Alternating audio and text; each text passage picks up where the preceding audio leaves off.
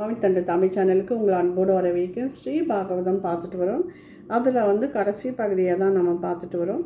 அதாவது துவாரகை கடலில் மூழ்கிச்சு. பகவானின் திருமாளிகையை தவிர மற்ற அனைத்துமே கடலில் மூழ்கின.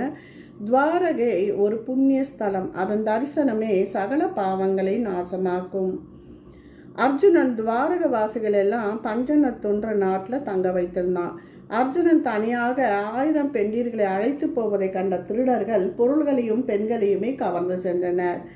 அர்ஜுனன் தனது காண்டீபத்தை வைத்து நான் பூட்ட முயற்சி செய்தும் அது பலனளிக்கவில்லை. அர்ஜுனனால் போரில் ஒன்றும் செய்ய முடியவில்லை. அக்னி பகவான் அஸ்திரத்திலிருந்து அக்ஷய தூணிரங்கள் காலியாயின. சகலவித இடையூறுகளும் அவனுக்கு நேர்ந்தது. அப்போது அவன் ஸ்ரீ கிருஷ்ணன் தன் சக்தியும் கொண்டு போய்விட்டாரே.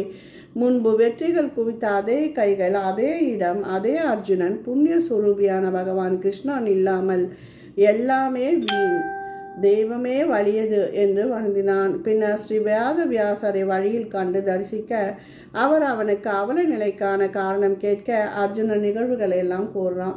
மேலும் எனது பலம், தேஜஸ், வீரியம், பராக்கிரமம், சம்பத் அனைத்துமே இருந்த பகவான் எங்களை விட்டு விட்டு மறைந்து போனார். அடியேன் தனியேனாய் ஒளி இழந்து காணப்படுகிறேன். இருந்தும் நான் இன்னும் உயிரோடு இருப்பதுதான் வியப்பாக இருக்கிறது என்று பரிதாபமாக கூறி வருத்தமுற்றான். வியாச பகவான் அவனுக்கு ஆறுதல் கூறினார். சகல பூதங்களுக்கும் இப்படிப்பட்ட காலகதி ஏற்படும். காலமே தோற்றத்திற்கும் அழிவுக்கும் காரணம்.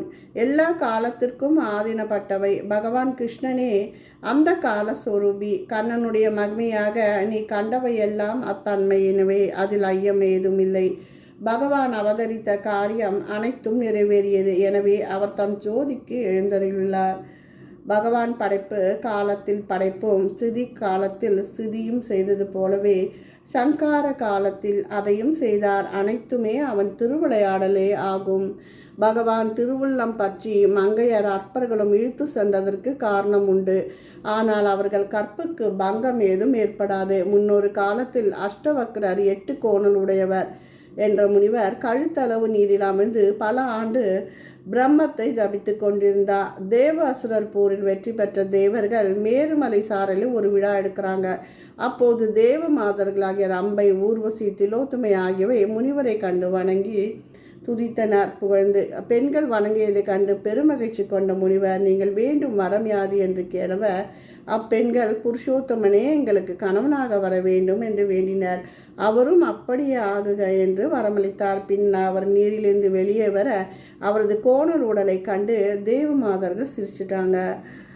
அப்போது முனிவர் தான் அளித்த வரத்தின்படி அவர்கள் பகவானின் மனைவிகளாவார். இறுதியில் திருடர்களின் வசப்படுவீர்கள் என்றார். அதன் பலனே இது. மறுபடியும் பெண்கள் தவறுக்கு மன்னிப்பு கேட்க, எனினும் சொர்க்கம் அடைவீர்கள் என்று கூறினார். யாவும் எம்பெருமானால் நிச்சயிக்கப்பட்டு நடந்தேறின என்று கூறினார். அர்ஜுனன் அஸ்தினாபுரம் அடைந்து நிகழ்ந்ததை சகோதரரிடம் கூறி வியாசர் வாக்குப்படி நடக்குமாறு கூற பாண்டவர்கள் பர்ஷித்துக்கு குரு ராஜா பட்டாபிஷேகம் செய்து வைத்து உடனே வனத்திற்குள் சென்றனர்.